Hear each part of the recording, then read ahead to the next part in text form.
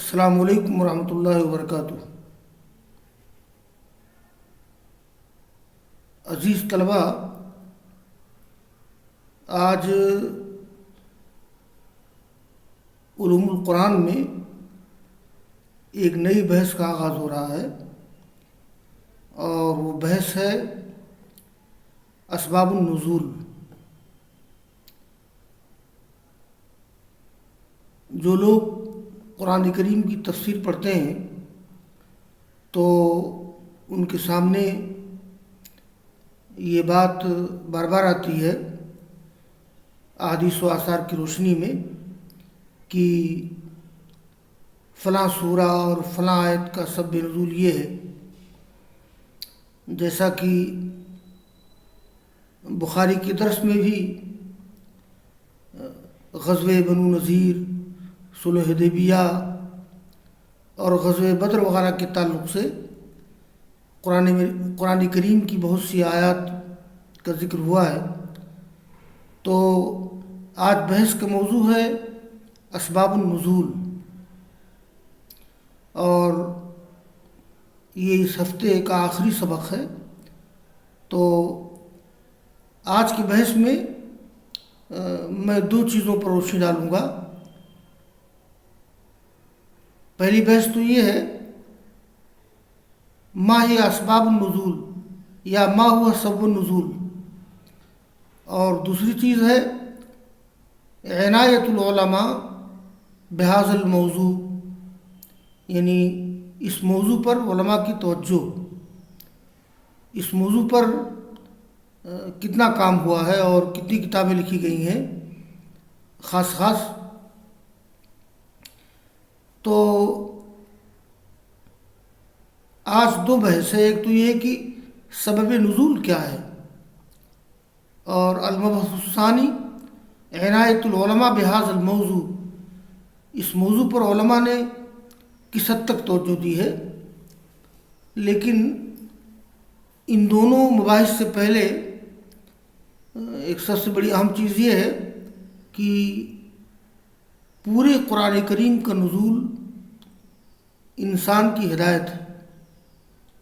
اصل چیز یہ ہے کہ اس زمانے میں خاص طور پر واقعات سے قطع نظر یا لوگوں کے سوالات سے قطع نظر قرآن کریم کے نزول کا اصل سبب لوگوں کو ہدایت دینا ہے۔ جیسا کہ سورہ فاتحہ کے بعد اللہ تعالیٰ کا ارشاد ہے الف لام میم ذالک الکتاب لا ریب فیہ ھدی للمتقین۔ الف لام میم، اصل کتاب دراصل یہی ہے، اس میں کوئی شک نہیں ہے، اور یہ کتاب تمام لوگوں کے لیے، یہ متقیوں کے لیے، ذالک الکتاب لا ریب فیہ ھدی للمتقین، یہ متقیوں کے لیے ہدایت ہے۔ اور کہیں کہا گیا کہ یہ قرآن تمام لوگوں کے لیے ہدایت ہے، جیسا کہ سورہ بقرہ میں جہاں صیام کی فرضیت کا ذکر ہے، وہ اللہ نے فرمایا ہے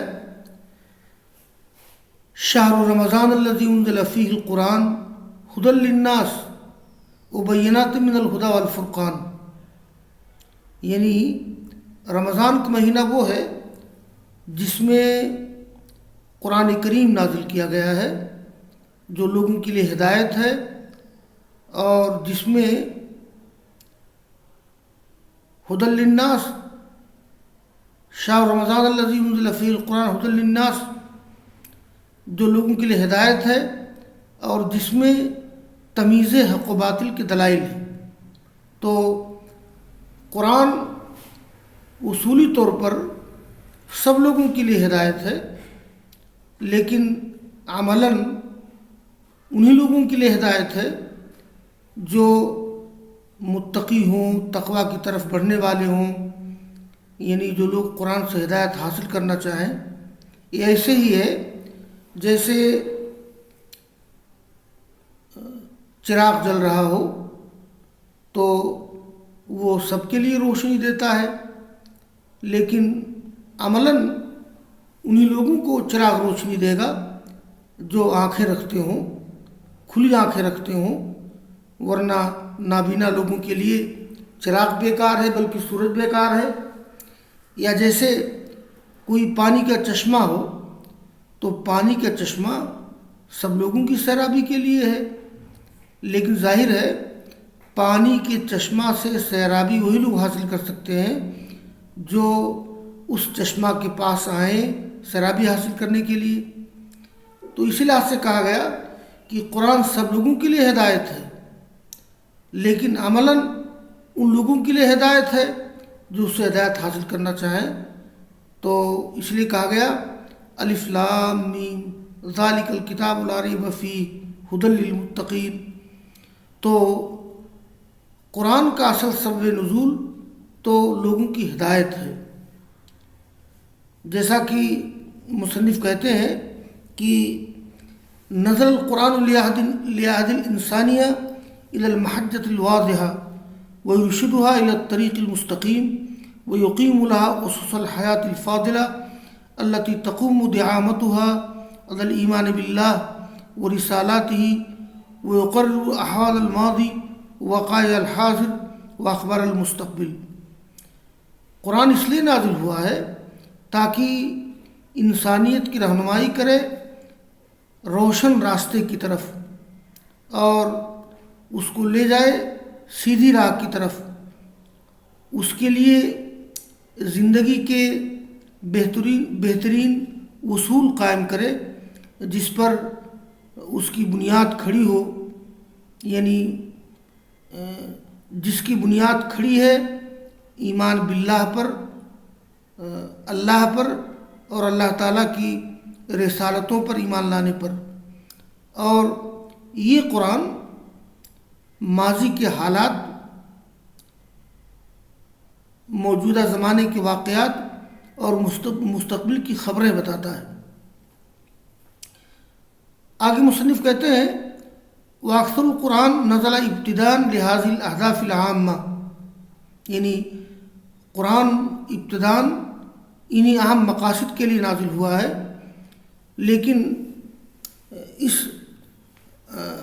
عام اور بنیادی مقصد کے علاوہ مفسرین جو سبب نزول کا ذکر کرتے ہیں اس کا کیا مطلب ہوتا ہے، تو مصنف نے یہ ذکر کیا ہے کہ یہ کبھی کوئی واقعہ پیش آئے، کوئی حادثہ پیش آئے، اس سلسلے میں قرآن مجید کا نزول ہو تو وہ واقعہ سبب نزول ہے۔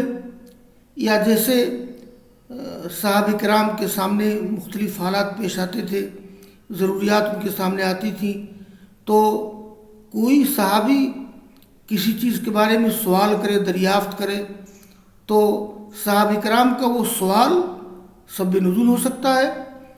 تو آگے مصنف کہتے ہیں وقد یقع بینہم حادث خاص ولکن الصحابہ رضی اللہ عنہم فی حیاتہم مع رسول اللہ صلی اللہ علیہ وسلم قد شاہدوا احداث السیرہ، لیکن صحابہ کرام نے اپنی زندگی میں رسول اللہ صلی اللہ علیہ وسلم کے ساتھ سیرت کے واقعات کا مشاہدہ کیا ہے۔ وقد یقع بینہم حادث خاص، اور کبھی کبھی ان کے درمیان کوئی خاص واقعہ ہوتا ہے یحتاج الی بیان شریعت اللہ فیہ، جس میں اللہ تعالیٰ کی شریعت کے بیان کی ضرورت ہے۔ او یلتبس علیہم امر فیسألون رسول اللہ صلی اللہ علیہ وسلم عنہ لمعرفت حکم الاسلام فیہ، یا ان پر کوئی معاملہ مشتبہ ہو جائے تو وہ رسول اللہ صلی اللہ علیہ وسلم سے اس کے بارے میں دریافت کریں، اس کے بارے میں اسلام کے حکم کی جانکاری کے لیے۔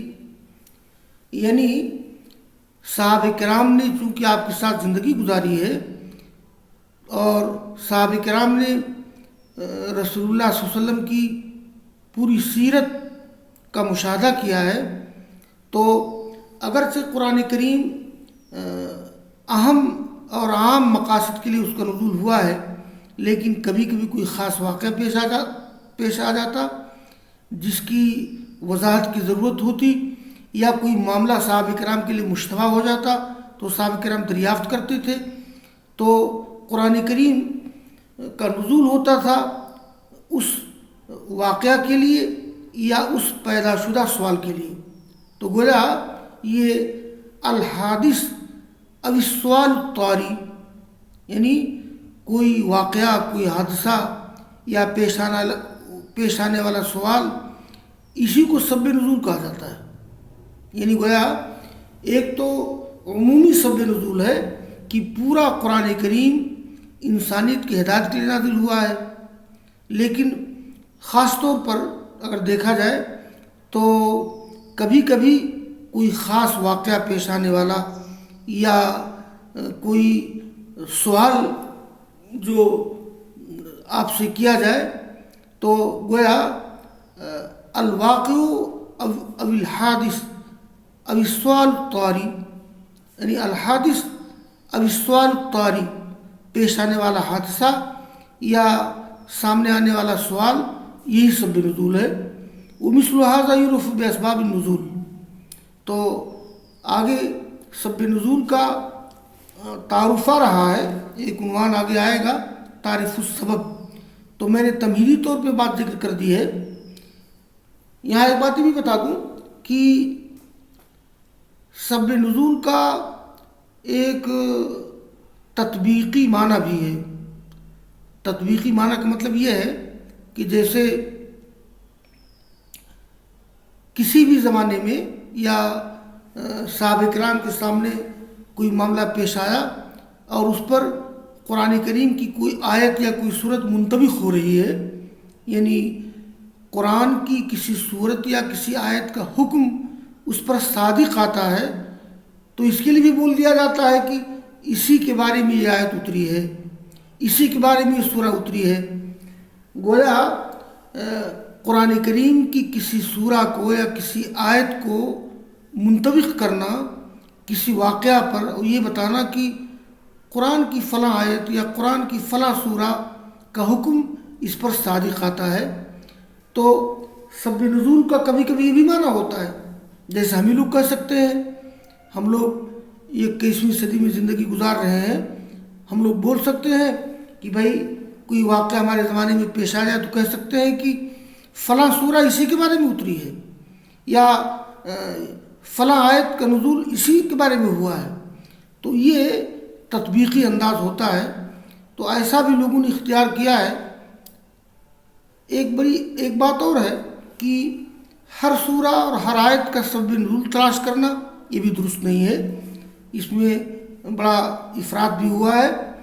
تو بہرحال یہ اسباب نزول کے بارے میں تھوڑی تمہیدی بحث تھی۔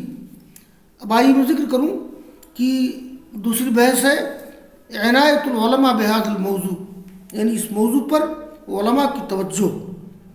تو مصنف لکھتے ہیں وقد اعتنى الباحثون في علوم القرآن بمعرفة سبب النزول ولمسوا شدة الحاجة إليه في تفسير القرآن، یعنی اس موضوع پر بحث کرنے والوں نے بڑی توجہ دی ہے علوم القرآن کے بارے میں، یعنی علوم القرآن میں بحث کرنے والوں نے بڑی توجہ دی ہے سبب نزول کی معرفت پر، اور انہوں نے اس کی بڑی شدید ضرورت محسوس کی ہے قرآن کی تفسیر میں۔ چنانچہ ان میں سے بعض علماء نے مستقل تالیف کی ہے، مستقل کتاب لکھی ہے۔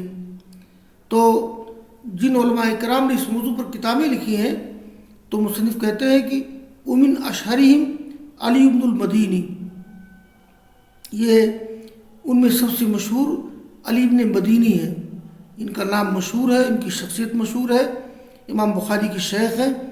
انہوں نے اس موضوع پر مستقل کتاب لکھی تھی اور اس وقت ان کی کتاب موجود نہیں ہے۔ اور اس کے بعد پھر علامہ واحدی کا نام ہے ابو الحسن علی بن احمد النحوی المفسر، ابو الحسن علی بن احمد الواحدی اس کے نام سے مشہور ہے۔ ان کی وفات ہوئی ہے سن 427 ہجری میں۔ تو انہوں نے کتاب لکھی جس کا نام ہے اسباب النزول، اور ان کے بعد پھر علامہ جعبری نے کتاب لکھی ہے. یہ جعبری کا نام ہے برہان الدین ابراہیم بن عمر. کیا نام ہے جعبری کا؟ برہان الدین ابراہیم بن عمر. ان کی بھی بڑی توجہ تھی علم القرآن کے سلسلے میں، چنانچہ انہوں نے کئی کتابیں لکھی ہیں. جیسے ان کی ایک کتاب ہے روضۃ الطرائف فی رسم المصاحف. ان کی کتاب کا نام ہے کنز المعانی. یہ اصل میں شاطبیہ کی شرح ہے. شاطبیہ جو علم قرات کے موضوع پر ہے. ان کی وفات ہوئی ہے سن 732 ہجری میں. تو پھر جعبری نے یہ علامہ واحدی کی کتاب کا اختصار کیا ہے. اس کی سندوں کو حذف کر کے اور اس پر کچھ اضافہ بھی نہیں کیا انہوں نے. یعنی گویا یہ علی بن مدینی کے بعد جو علامہ واحدی کی کتاب ہے اسباب النزول، دراصل اسی کتاب کو مختصر کیا ہے برہان الدین ابراہیم بن عمر جعبری نے، اس کی اسانید کو حذف کر کے. اور اس کے بعد پھر شیخ الاسلام ابن حجر نے کتاب تالیف کی ہے اسباب نزول کے بارے میں، اور اس کا تذکرہ علامہ سیوطی نے کیا ہے. یہ مصنف لکھتے ہیں ثم شیخ الاسلام ابن حجر. یہ ابن حجر کی شخصیت بہت متعارف ہے. ان کا پورا نام ہے کنیت کے ساتھ ابو الفضل شہاب الدین الحافظ ابن حجر عسقلانی. ان کا نام ہے احمد بن علی. ان کی نسبت عسقلان کی طرف ہے جو فلسطین میں واقع ہے. اور انہوں نے بڑی خصوصی توجہ دی تھی علم حدیث پر. چنانچہ ان کی حدیث کی کتاب جو بخاری کی شرح مشہور ہے فتح الباری فی شرح البخاری. اور یہ ابن حجر کی کتابیں علم یہ فن حدیث کا دار و مدار اس پر ہے. ان کی وفات ہوئی ہے 852 ہجری میں. تو بہرحال پھر شیخ الاسلام ابن حجر نے کتاب تالیف کی ہے اسباب نزول کے بارے میں. اطلاع سیوطی علی جزء من مسودته ولم يتيسر له الوقوف علیہ کاملا.